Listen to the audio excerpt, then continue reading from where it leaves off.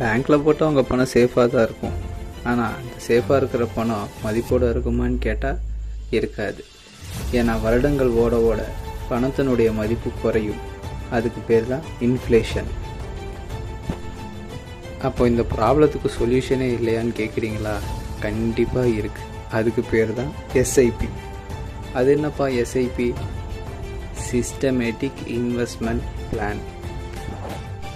நீங்கள் மாதம் எஸ்ஐபியில் 1000 ரூபா போட்டுட்டு வர்றீங்கன்னா 10 வருடத்தில் உங்களுடைய மொத்த முதலீட்டு தொகை 1,20,000 ரூபாயாக மாறும். இதுக்கு 12% வட்டி விகிதம் வச்சா கூட உங்களுக்கு 2 லட்சம் ரூபாய்க்கு மேலே உங்களுடைய சேமிப்பு வளர்கிறதுக்கு வாய்ப்பு இருக்குது. அது எப்படி?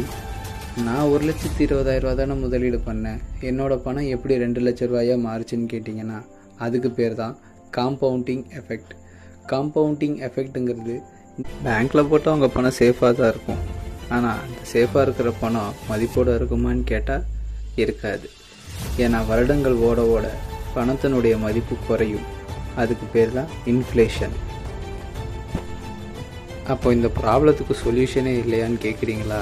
கண்டிப்பாக இருக்குது. அதுக்கு பேர் தான் எஸ்ஐபி. அது என்னப்பா எஸ்ஐபி? Systematic investment plan.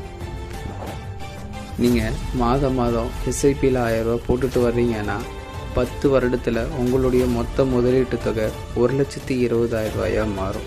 இதுக்கு 12% வட்டி விகிதம் வச்சா கூட உங்களுக்கு 2 லட்சம் ரூபாய்க்கு மேலே உங்களுடைய சேமிப்பு வளர்கிறதுக்கு வாய்ப்பு இருக்குது.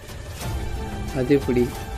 நான் 1,20,000 ரூபா தானே முதலீடு பண்ணேன், என்னோடய பணம் எப்படி 2 லட்சம் ரூபாயாக மாறுச்சுன்னு கேட்டிங்கன்னா அதுக்கு பேர் தான் காம்பவுண்டிங் எஃபெக்ட்.